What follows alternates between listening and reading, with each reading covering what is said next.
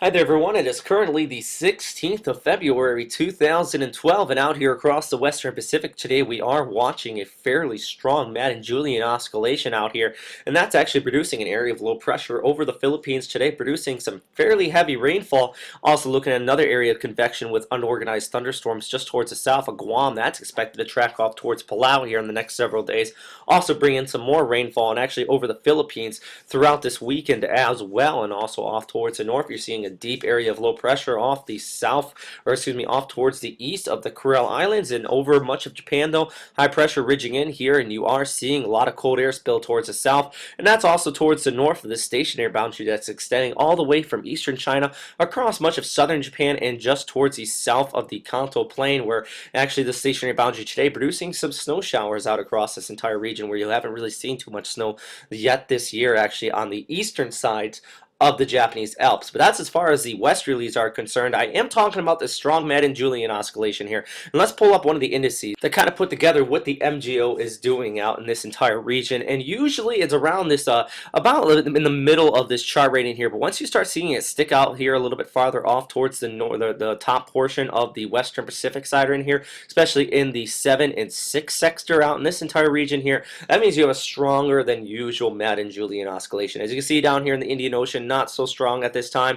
Really, it's in this entire area here where it's kind of moving a little bit away from the center. Well, there's a lot more that goes into that than what I'm actually describing it here, but if you are unfamiliar with this exact chart, just kind of look at it, and if you see these numbers a little kicking up here into the higher numbers and a little bit farther away from the center circle here, that means your MGO is stronger than normal out here, and thus we have all of this convection from the Madden-Julian oscillation moving through the region. And if we go to the surface analysis, you can see that all that convection is also associated with some areas of low pressures here across the Philippines, extending all the way over towards Southeast Asia as well. All these are along the southern periphery of that Siberian high, still dominating the weather over Eastern Asia. That's really bringing some cold temperatures down in here across much of China, well below freezing in many of these locations out here. And also you have that stationary boundary I was just talking about here, just towards the south of Japan, and that is what's bringing some of that snow out here across the Kanto Plain today. Nothing accumulating at this time, but there is that sub-freezing temperatures with that enough moisture in the atmosphere to be dropping the white stuff out across much of your area out here across much of eastern Japan. As we all know, on the west side though, that ocean effect snow machine still kicking up there and bringing all that cold air across the Sea of Japan. So some very high accumulation totals here across much of western Japan at this time. So definitely really good for skiing, but still some very bad driving conditions out across that entire region. It could be dangerous as far as that. But let's also kick back down here once again towards the south. I apologize for kicking back from the north towards the south here. And let's zoom in over the Philippines, where some of the most severe weather is occurring today. And actually you can see some of these higher cloud tops here indicated across much of the size.